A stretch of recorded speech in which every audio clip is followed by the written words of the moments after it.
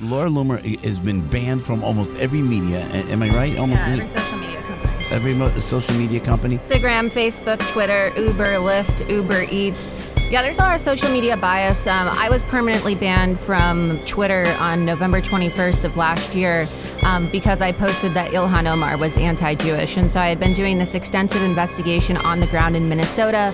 I'm an investigative journalist. And I was, focusing on Ilhan Omar before anyone really knew. Okay, so this is going to be a first for us. I did a bunch of research on Laura Loomer. You said you've heard the name. But I'm fairly familiar. Can you attach any things she's done to the name, or is it just one of those things that's out there? It's out there. So I know that she was one that people argued against when she got banned from Twitter. I think that's what I remember her from. Okay, that was a big deal for her. Yeah, like that. Other than that, it's very little. Okay, so she recently just won a primary in Florida against 5 other Republicans. She was running in the district that Mar-a-Lago's in. She's a far-right agent provocateur, very big Trump person, and she won this primary. That means she will be up against the Democrat that currently holds the seat. That being said, it kind of feels, I feel weird saying it's unlikely that she'd win in the light of what we keep seeing, because there is a trend of QAnon weirdos starting to get into office and some of them even winning. Mm-hmm. We'll see what happens. That's what kind of brought her back into the spotlight. And I thought, man, I know a bit about Laura Loomer because I remember when she first busted onto the scene. And then it was after she first came out, it was every so many months, there was some new gag she was pulling. So I'm going to go through a brief history of Laura Loomer. So she started her career in 2015. She was at Barry University in Florida. Mm-hmm. And she wanted to do a sting operation on the campus where she dressed in a burqa with a hidden camera on, to start a club at the school. So she's talking to a professor, and she said she wants to start a club called Sympathetic Students for Iraq and Syria.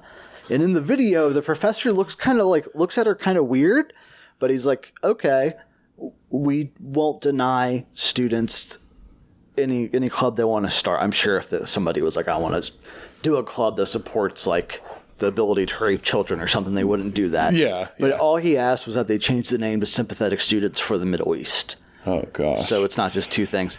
She gave that footage to Project Veritas. Project Veritas is that, I can't remember the name of the guy that runs it, but he released a bunch of sting operations where he'd go to liberal nonprofits and edit the videos in a way that makes it look like they're doing something shady. Yeah. You know who I'm talking about. Yes, yeah. Project Veritas stands for truth, ironically. So she gave the video to them. He releases it.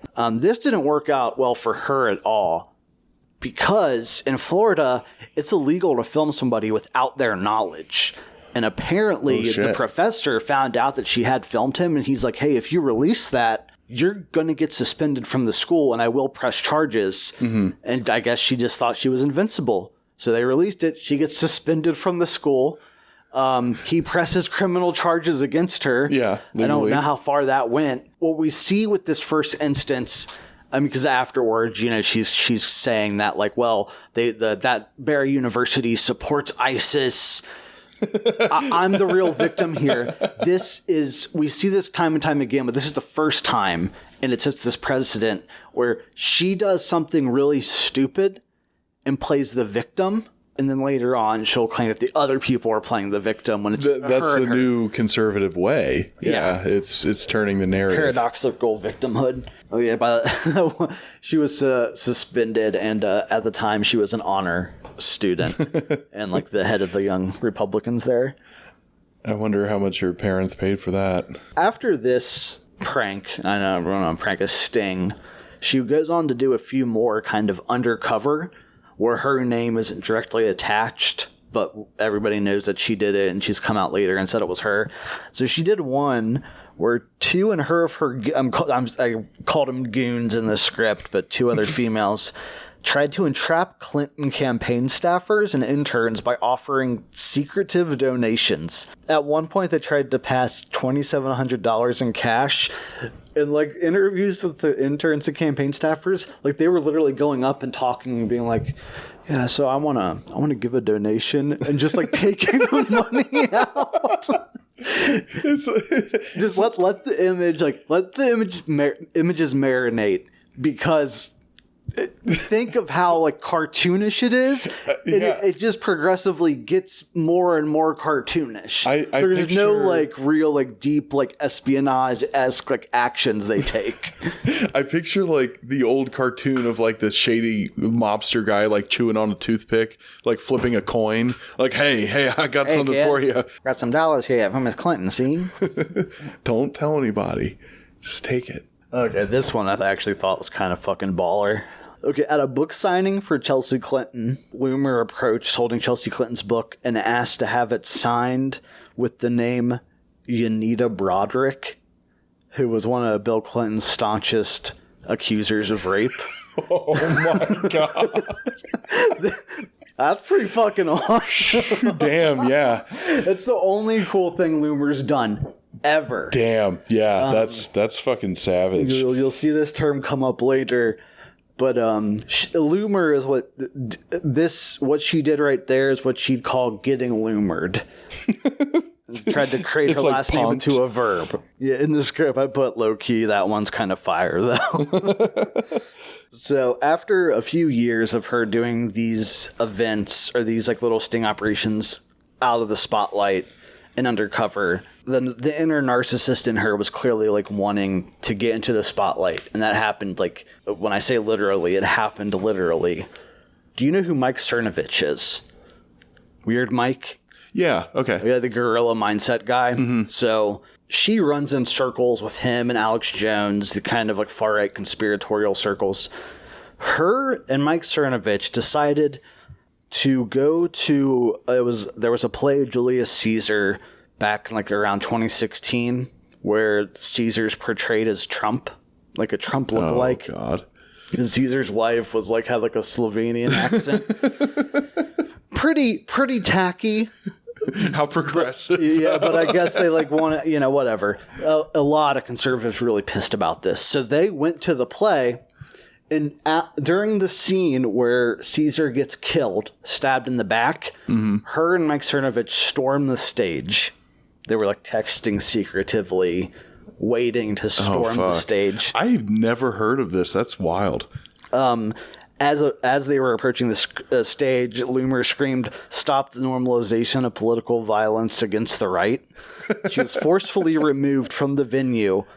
As she's being removed, she's periscoping the whole thing. Oh, of course. So she's broadcasting the like, "They're taking me out of here. Look, they're kicking me out. They're kicking me out of this private event. They're censoring me. Sabotaged." Oh, God. That image in itself is like, once again, it's like another prophetic image of what she'll become. This person that's self-obsessed with her image and obsessed with getting some sort of notoriety, no matter what the cause is, and no matter how bad it makes her look in the end.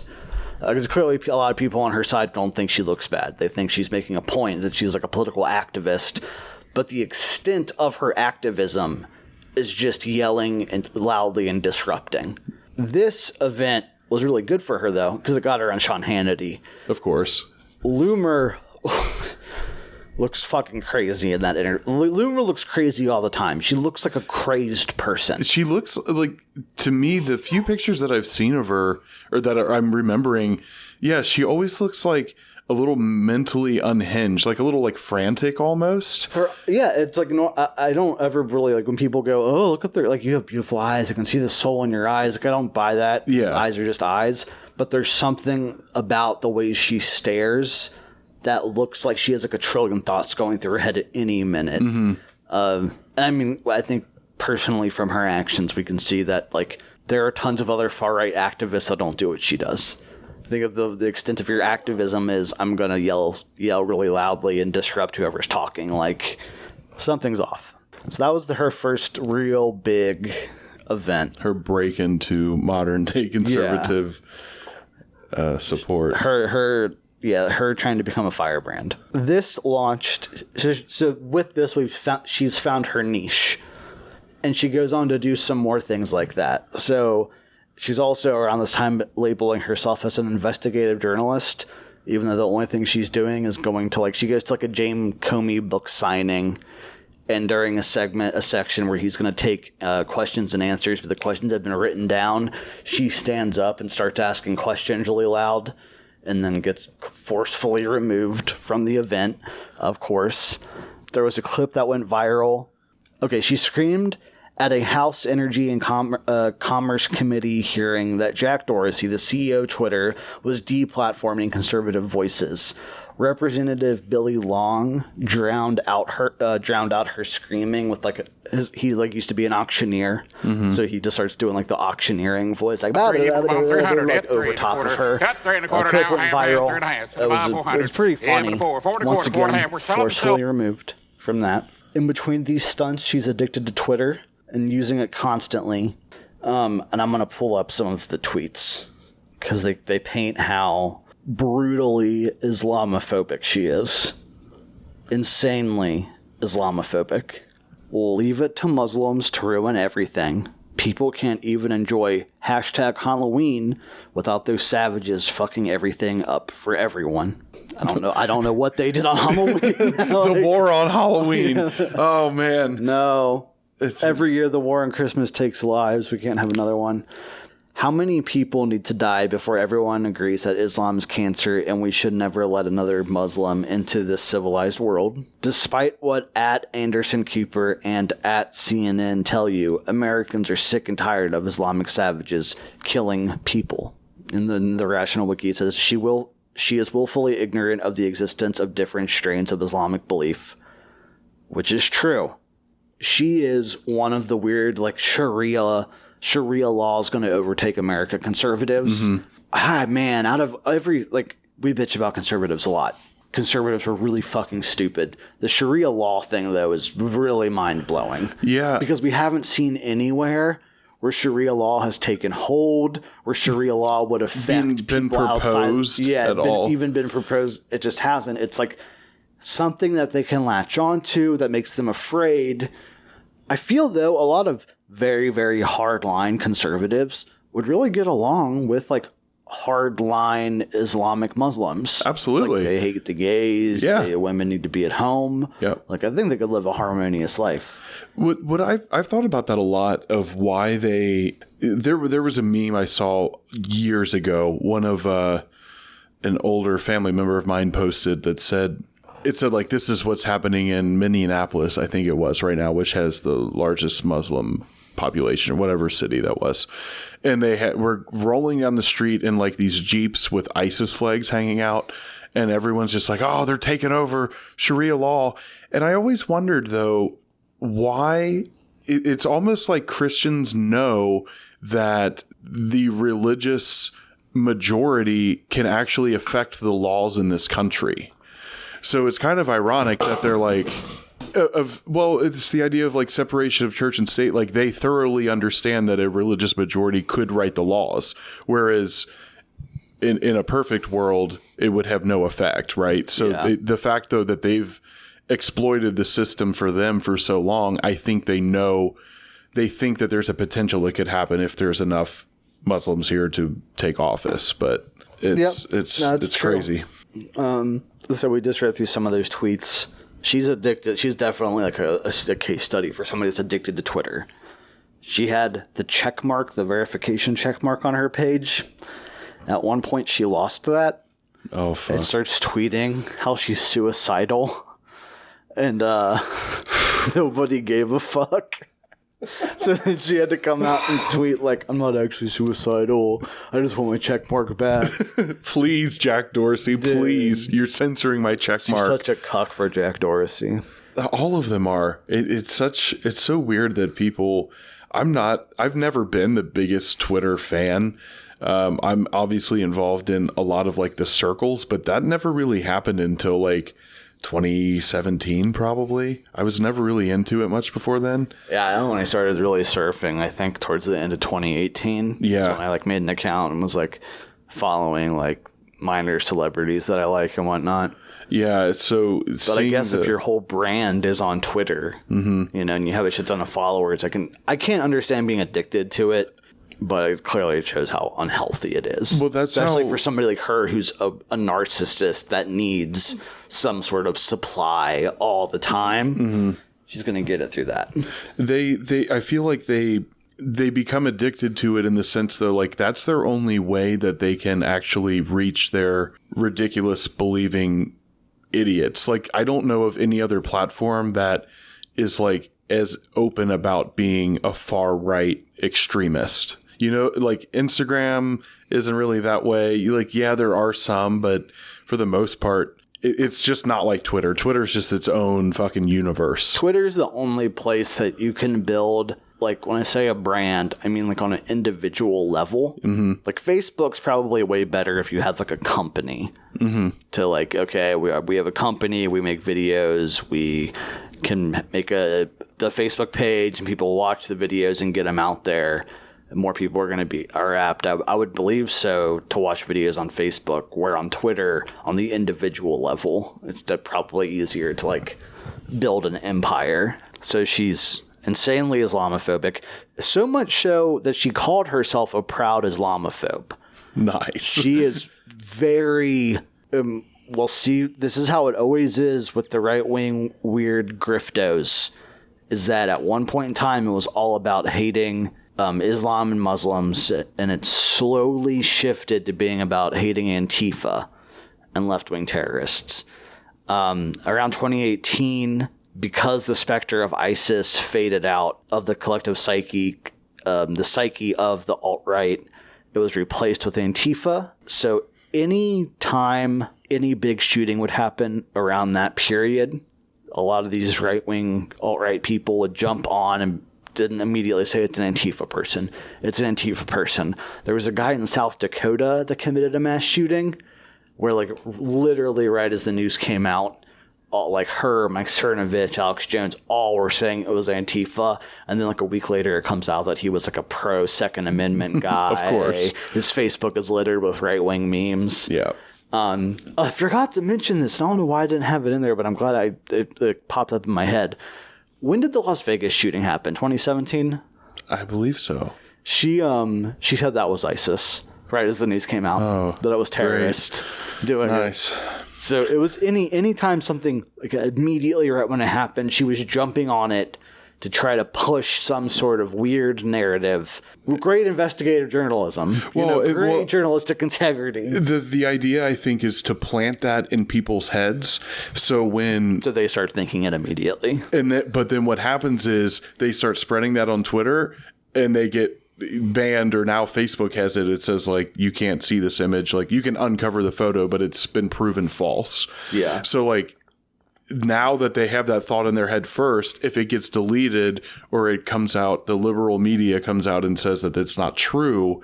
Now they're well, see, you're censoring us. You're censoring the truth because I already know that that's true. It was just planted so quick that any kind of deviation from it is complete censorship. It's fake news after that. Yeah. Her Islamophobia knows, as we've said before, no bounds. It even got her banned from Uber and Lyft after she went on... I remember that. Yeah. She went on an insane day-long tweet storm because all the drivers that she was getting were Muslim, and she kept tweeting about, just not wanting to have a Muslim Uber driver. And that's the stereotype, is especially for her. She's in New York. The taxi drivers. Well, here's the thing: they're probably not all even Muslim. They're just brown. Yeah, they're not white Christian Trump supporters. It doesn't matter as long as they're brown. They're Muslim. You Asian Muslims. She was a part of a lot of that when different companies were taking down big right wing figures. She was always one of the people that got taken off platforms, but. The big platform happened in August 2018. This is what I've dubbed the fall, when she was banned from Twitter. So, at the beginning of August, she interrupted a campaign event for Ilhan Omar in Minnesota, implying that Omar was anti-Semitic, which became a big thing for the right wing because she was critical of Israel. That was the only firepower that they have, essentially. Yeah, but without making stuff up. Yeah. So she like went on, brown woman bad, blah, blah, blah, lost her mind. And later in August, she was banned from Twitter. The ban came after she tweeted that Ilhan Omar she was calling her anti-Semitic, and that Islam was a religion where homosexuals would be murdered. This is once again a tweet storm. Just like back-to-back tweets hating on Islam. You know, this is around the time that Twitter, Facebook, Instagram, all these places started really cracking down. And initially, it was Twitter. Twitter banned like her, Alex Jones, Milo Yiannopoulos, blah, blah, blah, kind of in succession. And then ultimately later on, because all they had was Facebook. Facebook did the same thing. This definitely like sent her into a manic episode. Because where was she going to get the narcissistic supply? In retaliation to this ban that she felt was unjust, she went to Twitter headquarters and handcuffed herself to the front door, wearing the yellow Jude patch that the Jews would wear during the Holocaust on her short shirt, losing her mind. The best part of this, though, was that after only 2 hours, the cuffs were removed by police at her request. So it's like... Okay, I'm done with this. All right, please, officer. Please. I've made my point, officer. When I read that. You know, it's kind of... I mean, obviously it's sad, but thinking about the dopamine that she probably got from Twitter... And the way her brain chemistry changed to take that away from her, yeah, like that's a manic episode.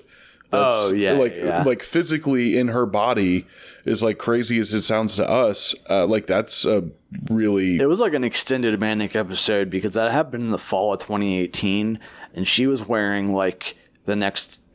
I skipped some of the small things between that event and the big event at the beginning of 2019, but she was like. Any website she could get on, YouTube channel, whatever, she was wearing free Loomer t-shirts. She was convinced that it was an unjust ban. I know we've talked about like the kind of monopoly that like Twitter has on media engagement. This is something that I having an opinion on it, I feel really weird about because I normally don't give a shit when anybody's banned, but knowing that one company does kind of hold so much power. And there's no other real alternative. Because like the thing with Twitter is that when you're posting on Twitter, the whole world can see it. But if you go to any of the competitors, literally the only people seeing it are like your other right-wing friends. Because it's just a circle of, I mean, clearly, it's hard for me to care that she was banned. Because if you're going to tweet nonstop about how Muslims are bad and they have anti-hate speech terms of service... eventually you're going to get banned.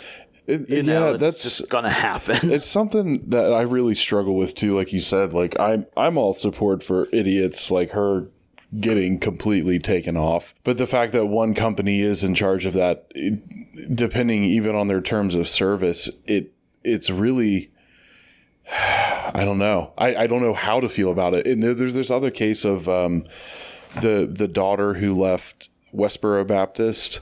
I don't think we've talked about this on here, but she did. The only reason she got out of her family was because of Twitter. And she got in this argument with this Jewish guy, I think he was, something about like scripture or what they believed. And they had this back and forth. And she was like, holy shit, you're right. Like I was wrong about this my entire life. And then she started putting all of the pieces together in her head saying, if I was wrong about this is what I was taught. That was wrong. And then she just totally ripped apart all of her beliefs. Now she's completely out of it, abandoned her family, and is living a great life. But had she been banned from Twitter for her ridiculous shit, she may still be there. And it's a weird catch-22 of what is the best way forward, because this is still such new territory for humans. Oh yeah, no, most definitely. I do think though that if you're a free market weirdo, you almost have to just kind of kowtow to it and be okay with it. Because if they're a private company and their terms of service are stating something specific but also vague enough, when you get banned, That's it. Sorry. You're okay with, you want the free market to do its thing. The next big event was in February 2019. Jacob Wall, do you know that name? Mm-hmm. Okay, he's awesome. And a guy named Jack Berkman attended CPAC to put on an impromptu press conference where they had confidential information that would lead to the arrest of Ilhan Omar. I need to mention that I'm pretty sure, this press conference happened in the lobby of CPAC. Yeah. Was this about her husband? They were trying to claim that she married her brother to get U.S. citizenship. That was it, yeah. And there's no evidence that her ex-husband was her brother, that they were related. Mm-hmm. You can't draw the lines. There's no way to prove it. The information was given to the few reporters that showed up. It was 5 pages stapled together. They put confidential all over it. But you could take pictures and post it to Twitter. Of course. So how confidential is it really? Loomer, one of my favorite things about this event is that Loomer has black hair that she's just dyed. She's wearing a Free Loomer t-shirt. Free Loomer t-shirt. But on the t-shirt, she has blonde hair. She changes her style so often that they can't keep up with her merch. If you didn't know who she was, you would see that and just think you wouldn't know that was her. Yeah. So yeah, that whole event is so funny. What's even better about it, though, is they had to put the press conference on in the lobby of the event center that CPAC was in, because the day prior, Loomer had her media press confidentials revoked because she was harassing a CNN reporter, Oliver Darcy, about she believes that he was in charge of one of the big instigators in getting her banned from Twitter. So she followed him around yelling at him, but then proceeds to wonder why she got banned. They kicked me out of my own club. Why they kicked me out. Yeah. She says it's egregious that CPAC and Matt Schlapp have decided to bow to the leftist outrage mob and ban one of President Trump's most prominent supporters. I'm extremely offended and appalled, and I've been banned by my own people. I came to support President Trump today and celebrate the great accomplishments that he has made as President of the United States of America. I'm extremely saddened as somebody who came here to raise awareness of social media bias that I am being censored by CPAC. So yeah, that event, great, beautiful. Her and Jacob Wall working together. 2 people that are known for just outrageous stunts that, if anything, they become useful idiots to the right wing, and they become circus freaks that the left can gawk at. They're like the Bonnie and Clyde. I would love to have a Coen Brothers movie. I'd love a Coen Brothers movie just about Jacob Wall. He rules. Yeah. Him saying that Elizabeth Warren tried to solicit him for BDSM sex. Mm-hmm. Amazing. And he just says... He makes up whatever he wants. People go, oh, you're lying. And he drops it and goes to the next thing. The dude is the hustle and grind 24/7 mindset. Just so funny. I didn't know who their third accomplice was, Jack Berkman. Yeah, I don't Wikipedia'd him, and I didn't read the whole thing because it's really not important. But he became known in 2014 because he was really mad that the Dallas Cowboys hired a gay football player. Yeah, that's one of those things. And he was one of the guys responsible for a bunch of different conspiracy theories. I think one of them was that James Kobe raped a woman. He's one of the just those guys. He just throws things out there hoping somebody will catch on. Stick somewhere. And now we're here, where she's won that primary against 5 other Republicans. She has a book coming out called Loomered. Yes, we gotta fucking read it. I will. Yeah, no, for real. That'll be a fun reading series. To end it with her winning, what I find interesting is that she's winning. We have that QAnon woman that won in Georgia. We have somebody in Oregon and Oklahoma that are QAnon supporters. That are running in different primaries.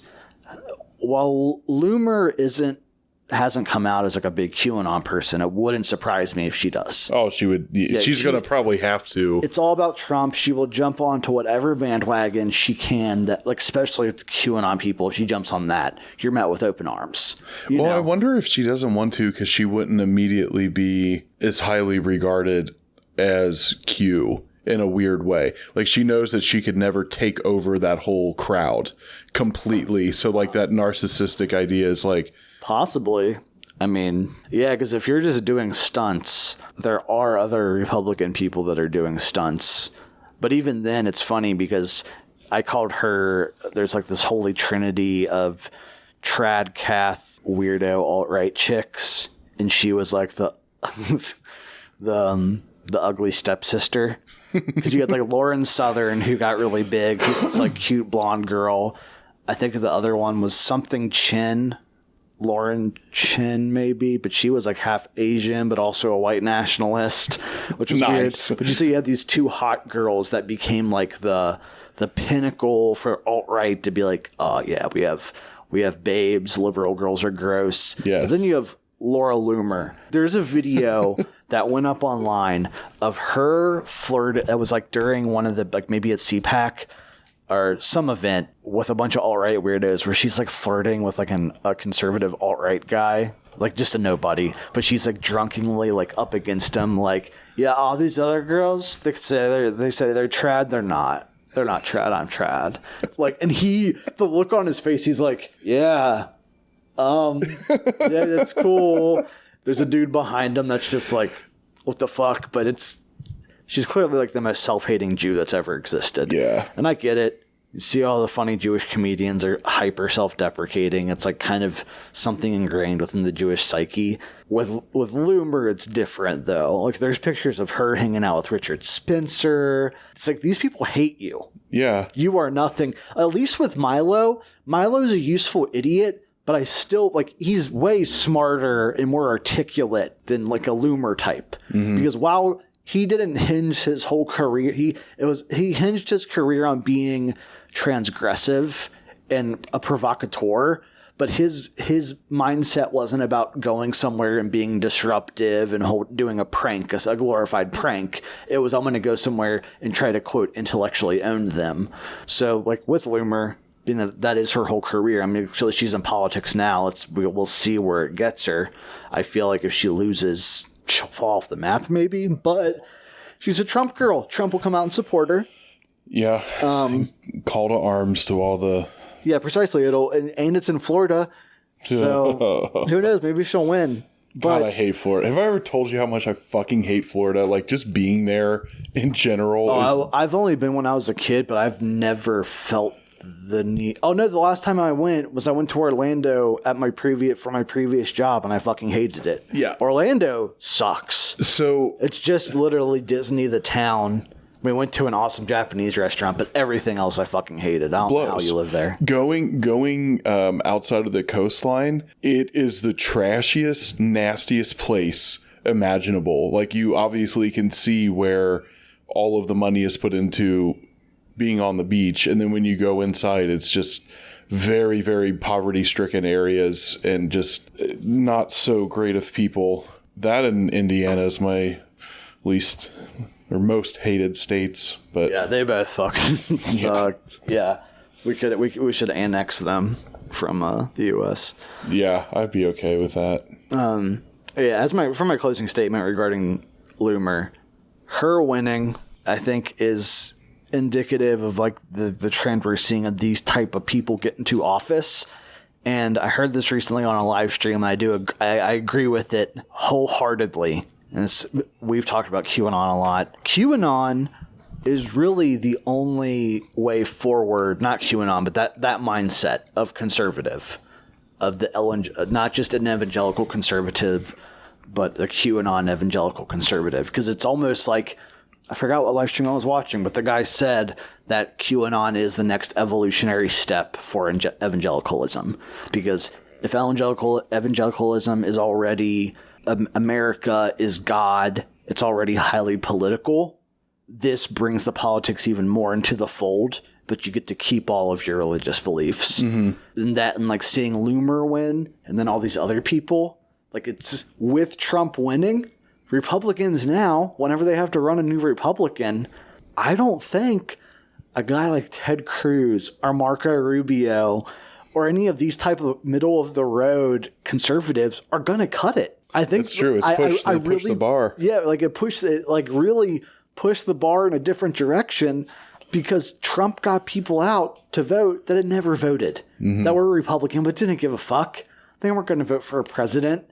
And you got a guy like that in. How do you get those people? Especially since all of the other conservatives that ran against Trump were like, we can't let somebody like this take over the Republican Party. It's a tragedy. It's a smear on the great name of the GOP, blah, blah, blah. But, dude, you guys made your bed and laid in it. None of you guys ever pushed back against him once he got in. Yeah. And I'm like, when I say good thing, I mean facetiously, but at least they have party loyalty to some extent. We don't really see that with Democrats too much. We do with establishment Dems. Everything else is. Yeah. But yeah, I'm really interested to see clearly.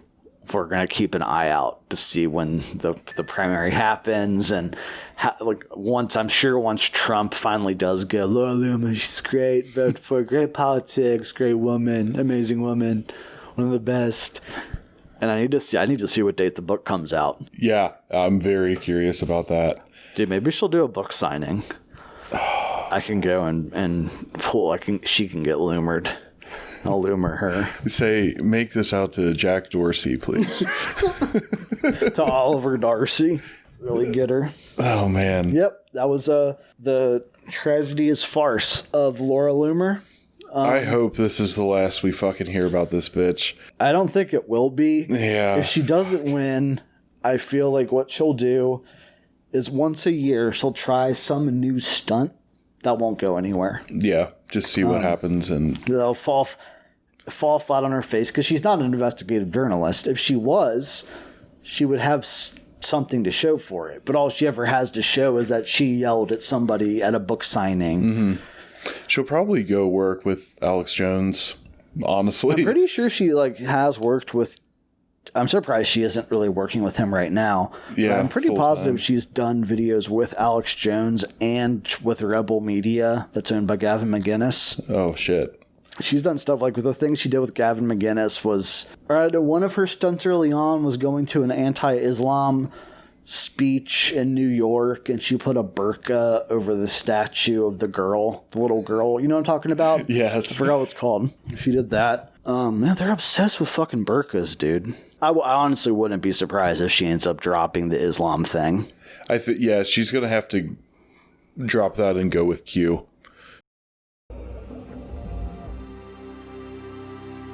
Hey there, if you like this clip, make sure to check out our podcast. It's called MKULTRA Orphans. We're a cultural commentary show that airs weekly. We focus on left-leaning politics, pop culture, and conspiratorial thought. Now available on the big podcasting apps. Thanks for listening, I think. Yeah, thanks for listening.